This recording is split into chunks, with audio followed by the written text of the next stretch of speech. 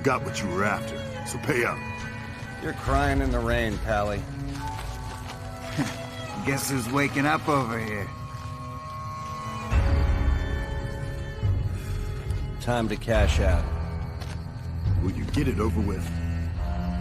Maybe cons kill people without looking them in the face. But I ain't a fink. Dig?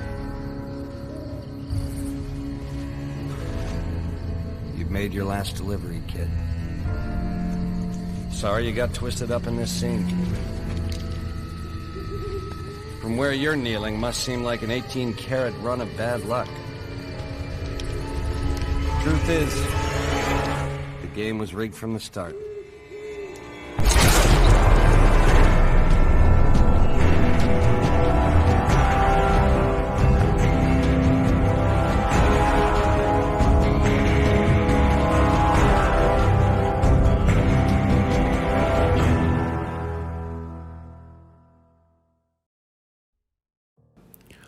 Ring-a-ding-ding, baby. Today we're going to be talking about a Fallout game that I'm sure none of you have ever heard of. A game so obscure that literally no one has ever talked about it. I imagine it's no one's favorite Fallout game. Definitely. Today we're going to be wishing it was a nuclear winter. We're going to be bringing all the plasma guns to the bathroom at the Silver Rush. And we're going to make Benny wish he was never born. Today, we are talking about Fallout New Vegas.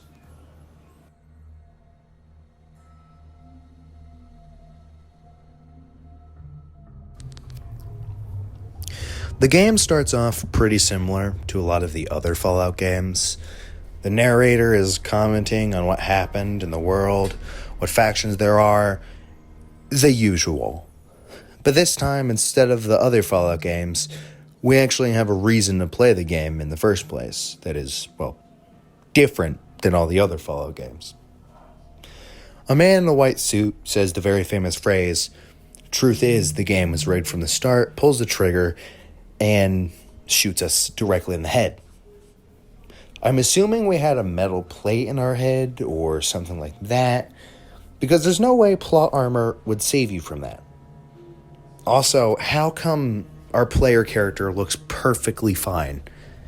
Like, 9mm to the head, if you survive that, your face isn't gonna look the best. I mean, I know there's a guy who got, shot 19 times in the face, or, the Mexican Revolution or something, or whatever conflict that was. He survived with no jaw. But anyways, back to what I was saying. Benny shot us in the head, which actually gives us a motive to be able to keep going, not finding a water chip, or not finding a lost dad, or a lost son, but rather, we're trying to be able to find the villain, get revenge. Because right off the bat, we have a likable villain who has already shown his colors as a, antagonist, I guess you could say. He shot you in the head. You don't know why he did it, but he shot you in the head, and that's pretty bad. He's a murderer.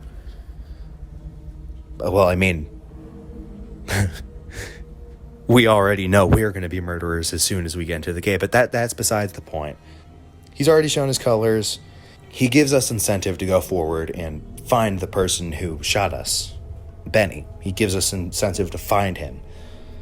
And this person, I feel, if I didn't have Benny in the first place, I would get bored and maybe walk away from Fallout New Vegas, because I wouldn't know what to do. I wouldn't know to go to the Strip to find Mr. House, other than the fact that it is pretty big and you could see it on most of the map. And I mean, it's really bright, and it's a city, so it makes sense that you'd be able to see the Strip from there. But besides the point, you can see it, but being able to be guided first before going to New Vegas and being able to see all the factions and stuff like that is a great way of leading someone who is new at the game. I wouldn't know to go to the Strip or see Mr. House, other than the fact that it is, pretty big. The main thing I'm saying here is Benny is the main reason the player is able to get outside of Good Springs and start investigating and figuring out where to go next. It's like this sort of hand-holding for a really new player. But if you're an old player, like an experienced player, you don't have to listen to any of it. It's the same way with the tutorial for Fallout New Vegas. You could do the tutorial with Sunny Smiles instead of Good Springs, which eventually leads to Ghost Town Gunfight, or you could simply start Ghost Town Gunfight yourself without doing the tutorial, and this is actually really smart on part of Obsidian, because it means that every time you build up a new save in Fallout New Vegas, you can skip through the intro scene, make a basic character, or whatever character you want, and immediately be out in the world, which is one thing I did dislike about the original Fallout 3, which is my favorite Fallout game in the series. The fact that Benny is able to bring us to the actual story instead of having this entirely be a revenge plot is also pretty smart, because having Benny be the key to having all this other stuff happen is great, because it gives you the satisfaction of being able to do what you want with it. And also get into the bigger scheme of things to be able to figure out, like what's going on, who is going to be the main antagonist, or, well, who you choose to be the main antagonist. But now that we're done talking about Benny, I want to go on and talk about something even bigger and more just in general about Fallout New Vegas.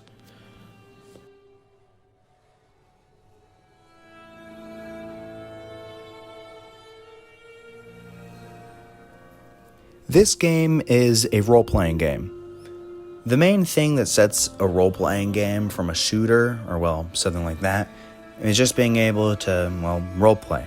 Like, for example, inside of Fallout New Vegas, whenever I want to be an NCR trooper, or something like that, I can be a corrupt, greedy, and usually piece of crap soldier, or something better. I'm a little biased against NCR, down with NCR. Maybe I have a ranger outfit, and then if I want to be Caesar's Legion, I get to say Ave, true to Caesar, and have this feeling of brotherhood, even though it's just a bunch of video game characters who could care less if I go die. The amount of choice that this game gives the player is immaculate. There are 4 endings to Fallout New Vegas. Well, not really. There's a crap ton of endings depending on what you do for like every individual faction. But it really all it changes is just the ending cutscene. Like, for example, there's the NCR ending, there's the Legion ending, there is the Mr. House, and lastly, Yes Man ending. Even these endings have variations depending on the choices you make. Like, for example, if the president of the NCR dies, then that might affect the ending cutscene. I don't know, actually, because I don't know if I've done that ending. But maybe Caesar's dead. Then one of the legates will become in charge, and that might affect the ending cutscene. There's so much variation to just the endings alone. However, there is also variations with simple things like side quests, unmarked quests, and other things you can mess around with. One of the biggest examples is the fact that the companions you take may have different stories, depending on if you actually take them with you, or you leave them behind, or you yourself kill them. This, in my opinion, is peak roleplay. Other Fallout games, I am able to have this feeling of belonging to a faction, or actually being in the game a little bit, but no other game is like Fallout New Vegas, where I feel like I'm one of them. Like, genuinely feel like I'm a Brotherhood of Steel member, or NCR, or something like that. I feel very, very immersed in the game. Including, well, maybe that one faction that's entirely ghouls. I forget what they're called. The guys who want to go in like a rocket ship or something. I just kill them every time. Because this game is able to give such a level of interactivity is probably the reason why it's so successful. Not because entirely of a good story, but I mean, it does have a really, really good story, but because of the player choice that it gives you in the game. But there is a couple downsides, which leads to my next point.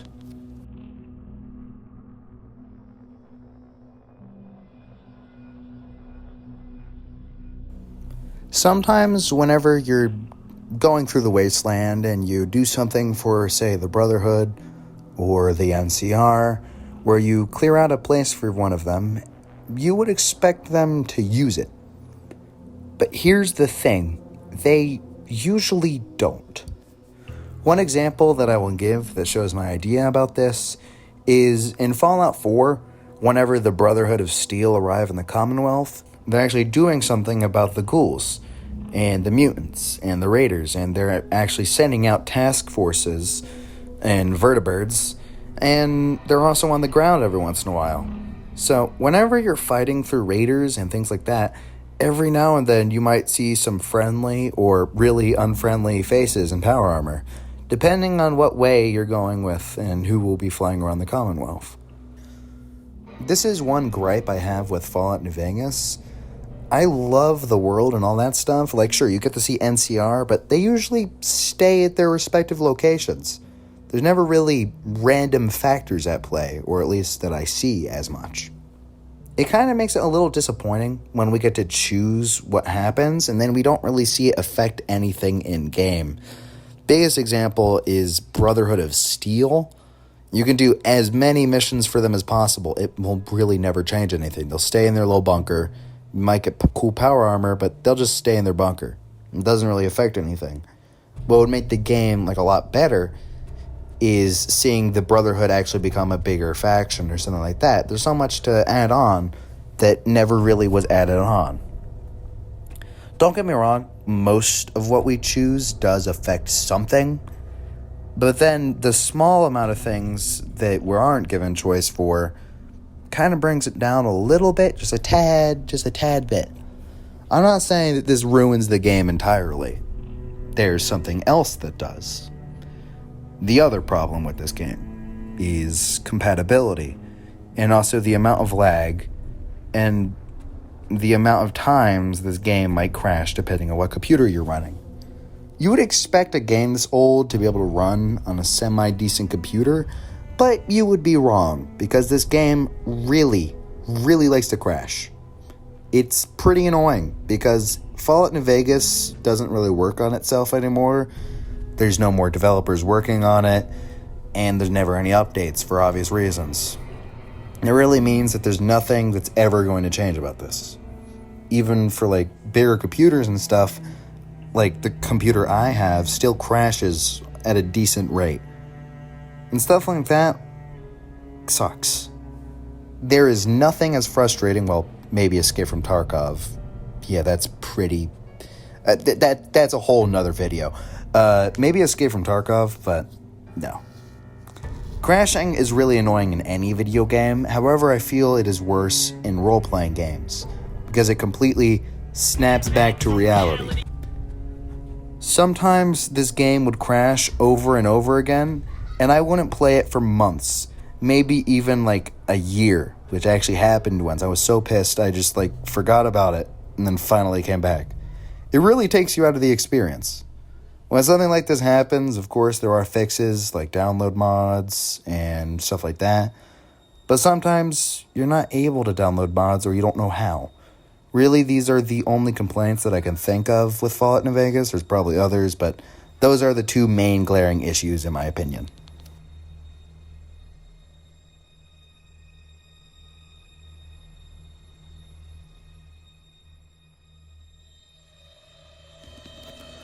My conclusion is Fallout New Vegas is an almost perfect game that if you have not played before, you should really give it a try. If you're into role-playing and also this sort of genre, I can see a group of people probably not liking this if you're not one of those people in that genre. It's probably for the same reasons why a lot of people like Fallout 4 over some of the older ones, and maybe Fallout 76. It's because of the gunplay and the way the guns work, and also other elements that might be different. For example, using VATS can be very, very important inside of New Vegas and stuff like that, because the guns aren't always going to be reliable. It doesn't matter how much skill you have, as a person, as a gamer. If you aim your gun and you're, right over them, the bullet might not hit them because of your skill. If you're bad with guns in game, your character is bad with guns. And it's the same way with New Vegas.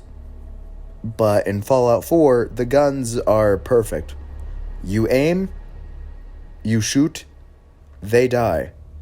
No matter what, like, gun skill or whatever you have with that is. And that's the way some people prefer it. If you're able to mod the game to be reasonably good, like running, maybe you want the faces to look better graphics, stuff like that. There's a lot of things on Nexus mods that really does spice things up.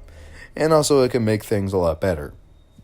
I seriously recommend it, even if the vanilla experience is crashing and also might be the death of you. But this game is a treasure. It is an absolute amazing game that I could not recommend more. Give this game a try if you haven't already, like I said last video, because this is one of, if not the best, Fallout game. At the moment of posting this video is actually the spring sale. So, you want Fallout 3 or Fallout 4? They're like $2.45 tops. You should try giving them a try. You can always return them after 2 hours.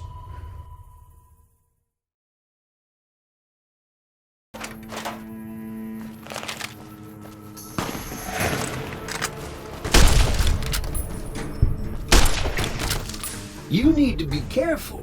It's dangerous out here.